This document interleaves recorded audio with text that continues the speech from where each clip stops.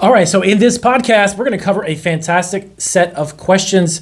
The first question we've got is, how do you successfully sell food from home?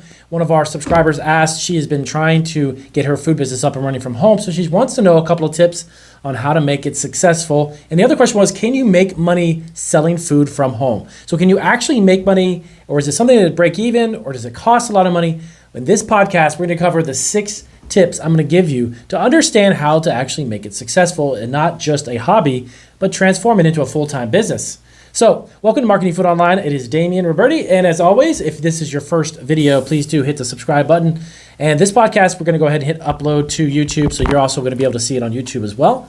Down in the descriptions, we've got over a dozen different outlets. You can listen to our podcast, follow us, and listen to us on the go. Thank you guys for your support. We have, I think, over 50 to 60,000, is that right? 50 or 60,000 downloads so far. Thank you guys so much for that.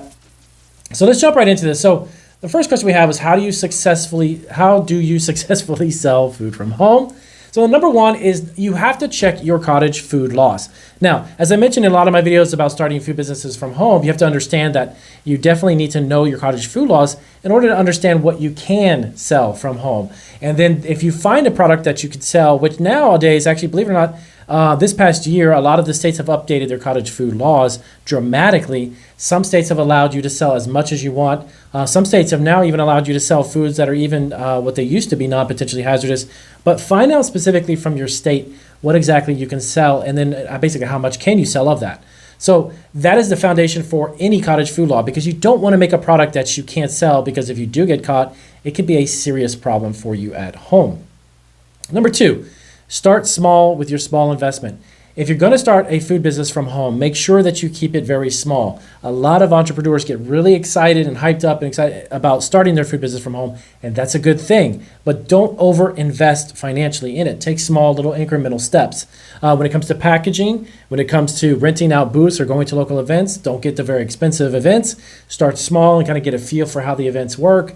Try to make sure that you stay on a budget, whatever budget that may be. Everybody has a certain amount of money they can invest in a small food business from home. Don't exceed that. Here's the reason why I say that. I experienced that whenever I first started my Italian bakery. I cashed in my 401k, maxed out all my credit cards.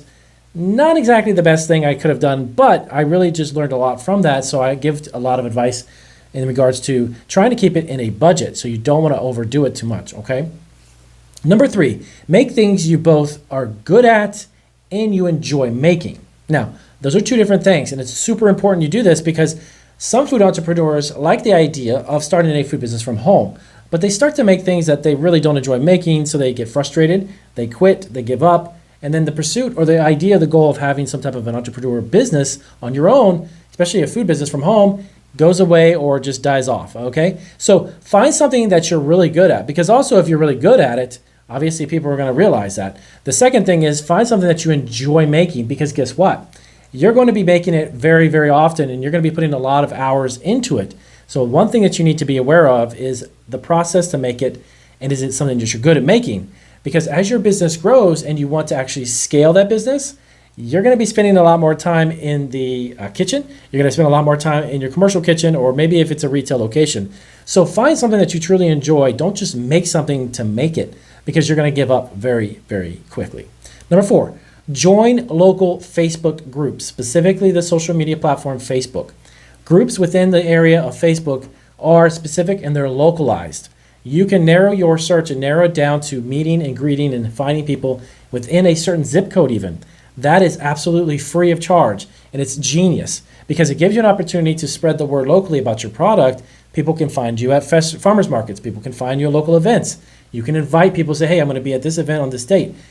Getting into Facebook, and specifically Facebook groups locally, is absolutely free of charge. Just takes a little bit of your time, post some pictures, some information about what you do, contact information, and you're good to go. Free advertising, absolutely genius. Number 5, your profits. Don't be afraid to price your product. I have a lot of clients that I do consulting for that they are kind of fearful about charging a certain amount.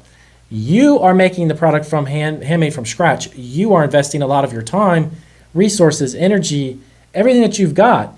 Don't be afraid to charge for your product. If somebody's charging $20 and you're like, I don't know if I could charge $15, charge $20. If they are making a product similar to yours and you see them making money and profiting, Why not charge? I know that it's kind of hesitant. I had that same experience when I ran my bakery, but then I realized that my bakery had a lot of overhead and a lot of expenses and a lot of payroll and everything else. So I needed to charge what bakeries charge. And I jacked up my prices. I raised up my prices to where they should have been. So don't be afraid to ask and to charge people for your product, okay? Because at the end of the day, you don't want to just make ends meet. You don't want to break even, and you don't want to make a couple of dollars on every piece of every unit. You want to try to make really good money, and you want to try to make it profitable so you can walk away with a full day at a local event, farmer's market, with a few $100s, a couple $1,000s, or even more. So keep that in mind. Price your product so you can actually, like I said, make it successful. If you're looking to create a successful business from home, you can do that, but don't be afraid to charge, okay? Number 6, home-based food businesses are how most every single food entrepreneur has ever started. Multi-million-dollar ideas don't start in commercial kitchens. Multi-million-dollar ideas for food products don't start in gigantic commercial kitchens either. They start at home with a recipe and an idea. You make it, you start selling it. You make even more of it, then you sell even more of it. Then you expand. And here's a great example. If you've ever heard of Justin's Nut Butter, it's actually a line created by a gentleman named Justin almost about, I think, 12 or 13 years ago. He started to go to a friend of his restaurant on the weekends when he was in college. He was creating nut butters like almond butters and peanut butters and stuff, putting them in jars and selling them at farmers markets. You may now see them in every single store on the planet because he sold his company a few years ago for $200+ million. $200 million for a nut butter company? Don't get me wrong and don't misunderstand what I'm saying. Every single $1 million idea starts in a home kitchen. If you want to start a truly successful food business from home, I'm going to tell you, you should start it and get it up and running right now. This is a great time to do it because there's so many people who obviously also need additional funds, they need additional income, and it's a great idea because it's very low overhead, low investment. You already have your home, you've got your kitchen. So do yourself a favor, start your business and think big, but make small steps to achieve those big goals. But remember, some of these big $1 million businesses, they all started in somebody's kitchen. So those are 6 tips, really quick video I wanted to put out there for these 2 questions. Thank you guys for asking, and I'll see you guys on our next video.